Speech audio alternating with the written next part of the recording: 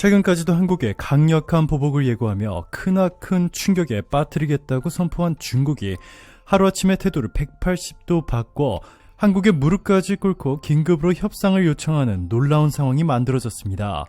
중국이 상상도 못한 방법으로 한국이 중국을 완전히 초토화시켜버렸기 때문인데요. 지금부터 한국의 이 놀라운 활약에 대해 최고 수익률 채널에서 여러분들에게 전해드리겠습니다. 미국과 한국이 중심축으로 중국을 견제하는 지구 최강의 연합체이자 인도태평양 경제 안보 플랫폼이라 불리는 IPEF, 글로벌 공급망을 완전히 장악하겠다는 미국과 한국의 강력한 의지가 담겨 있는데요. 중국은 이에 심각한 위기를 느끼고 있습니다. 제 아무리 14억 인구를 보유한 중국이라지만 미국, 한국, 대만, 유럽이 중국의 반도체 공급을 완전히 끊어버리면 중국의 경제는 50년 전으로 돌아가야 합니다. 전기차에 들어가는 반도체가 없어 생산이 중단되고 컴퓨터와 스마트폰의 공급이 멈출 뿐 아니라 심지어 TV나 냉장고도 살 수 없게 됩니다. 이에 중국이 찾은 유일한 해법이자 마지막 희망이 바로 한국과 미국의 IPEF에 맞서서 남태평양 10개국과 동맹을 맺는 것이었습니다. 중국은 이를 위해 솔로몬 제도, 키리바시, 사모아, 피지, 통가, 바누아투, 파푸아뉴기니, 니우에, 쿡제도, 미크로네시아 연방 등 남태평양 10개국 외교장관들과 만나 중국이 파격적인 경제적 지원을 해주겠다고 말했습니다. 왕이 중국 외교부장은 이들에게 각 나라당 수백만 달러를 지원하고 FTA를 통해 14억 명에 달하는 인구를 보유한 중국 시장에 물건을 팔 수 있도록 해주겠다라며 솔깃한 제안을 했는데요. 그 대가로 중국이 요구한 것은 현지 경찰에 대한 훈련을 중국이 직접 개입하고 지역 내 사이버 안보에 대한 중국의 관여를 허가, 정치적 관계를 확대, 중국이 이들 국가의 지도를 작성, 중국이 이들 국가에서 천연자원에 대한 접근성 보장, 완전히 도둑심보인데요.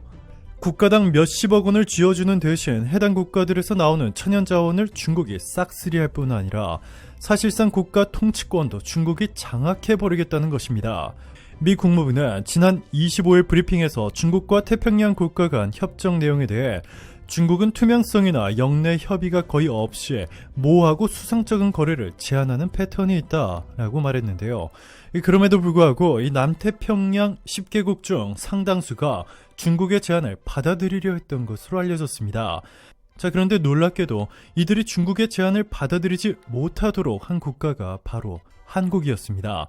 친중국 성향을 가지고 있었던 솔로몬 제도 총리가 탄핵 위기를 맞았고 새로운 반중국 세력이 솔로몬 제도를 장악하기 일보 직전인 상황입니다.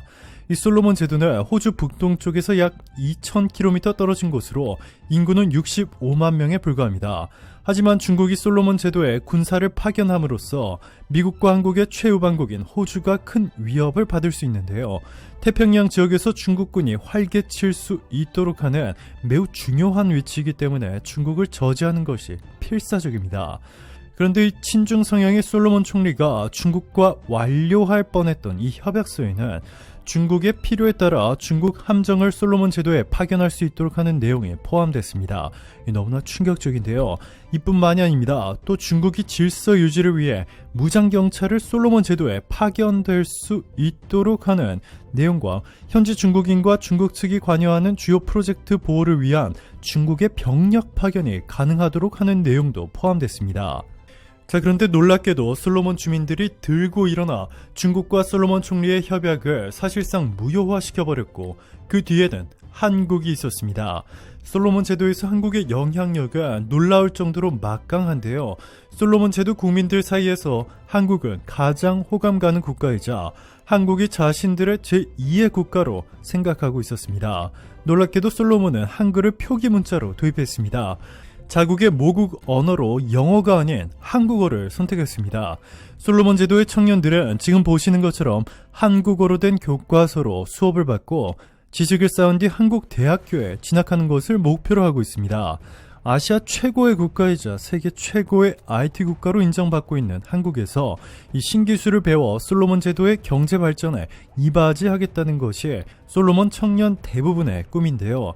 이렇게 한국말을 모국어로 하기 시작한 솔로몬 제도가 한국이 세워준 인프라 속에 풍요로운 삶을 살다 보니 중국군의 진입을 허용한 이번 머네시 소가바르 솔로몬 제도 총리의 결정에 반기를 드러냈습니다.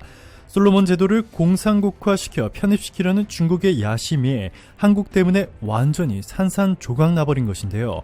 솔로몬 제도뿐만 아니라 피지 등 중국이 노리고 있는 대부분의 태평양 국가들에서도 많은 한국인들이 정착해 건설, 여행업, 도소매업을 폭발적으로 성장시켰는데 놀랍게도 대부분의 태평양 국가들은 한국을 롤모델로 삼고 한국이 대신 통치해달라고 애원하는 곳도 많습니다.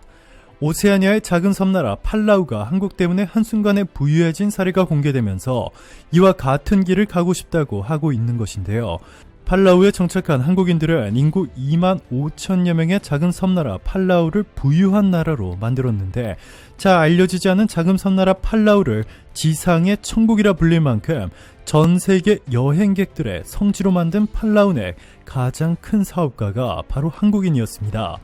지금은 영화 타이타닉과 007 시리즈의 수중 촬영 장소로 너무나 유명해졌는데 오래전 한국인 사업가가 팔라우를 세계적으로 홍보하며 세계적인 관광지로 만들기 위해 노력한 결과였습니다. 인구 2만의 제주도의 4분의 1 크기에 불과하고 관광의 유일한 수입원인 팔라우가 지금만큼 세계에 부각되기까지에는 한 한국인의 숨은 노력이 있었습니다. 20년 전 원양어선이 좌초됐다가 팔라우의 비경에 반해 이곳을 제2의 고향으로 삼고 정착한 하순섭 씨. 정착 초기부터 현지인들과 두터운 신뢰관계를 쌓았고 지금은 현지 대통령과 국회의장이 하순섭 씨의 친구가 됐습니다. 한국인이 팔라우의 관광업을 세계 최고 수준으로 만들어주었으며 모든 사업권의 독점권을 받았습니다. 팔라우의 관광업 초대박 발전 사례가 태평양 국가들에서 널리 퍼지자 현재 한국의 도움이 절실하다며 난리가 난 상황인데요.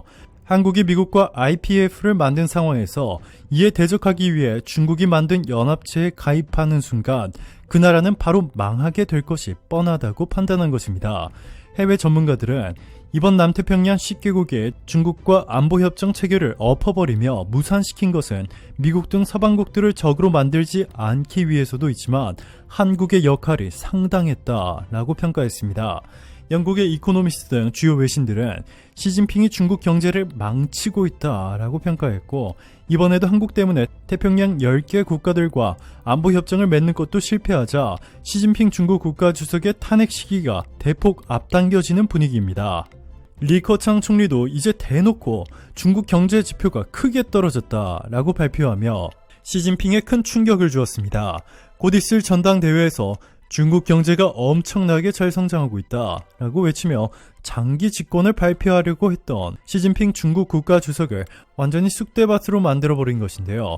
상당수의 중국인들은 이미 리커창 총리만이 중국 경제를 살릴 수 있다라며 리코노믹스를 외치기 시작했습니다.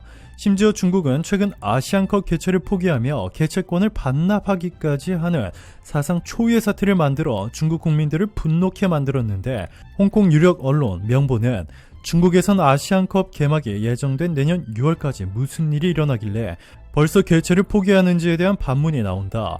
그러나 시진핑 중국 국가주석의 부주석 시절부터 축구에 관심을 보였음을 생각하며 놀랍지 않다. 시진핑은 부주석이 되자마자 2008 베이징 하계올림픽 준비를 책임지면서 유독 축구를 다른 종목보다 자주 언급했다. 중국 최고 지도자가 된 후에도 2014년 초등학교, 중학교, 고등학교, 대학교 리그 구축 개선, 확대를 통한 아시아 정상급 선수 배출을 목표로 하는 계획을 교육부가 발표하는데 국가적으로 축구를 지원했다. 세계와 가까워지기는커녕 최근 몇 년 아시아 상위권과 격차마저 더욱 벌어져 시진핑을 실망시켰다. A매치 베트남전 패배는 62년 만이다. 중국은 분노했다. 전했습니다. 네, 그렇습니다. 박항서 감독이 이끄는 베트남 국가대표팀이 중국을 상대로 3대1로 대승리를 거두자 중국인들은 한국과 한국인의 분노를 표출하기 시작했습니다. 더 놀라운 것은 중국이 개최권을 반납하자 일본 등 많은 아시아 국가들이 중국 대신 한국에 아시안컵을 대신 개최해달라며 한국에서 손흥민을 꼭 보러 가겠다고 전했습니다. 실제로 NNA는 대한축구협회는 중국이 코로나19 여파로 포기한 2023 아시안컵을 대신 열겠다는 생각을 숨기지 않고 있다. 한국이 개최권을 획득하면 아시아 최고 스트라이커 손흥민의 웅장한 모습을 꼭 직접 보고 싶다는 수요가 충족된다 라는 파격적인 보도를 내보냈습니다. 오늘도 감사합니다. 최고로 멋진 하루 보내시길 바랄게요.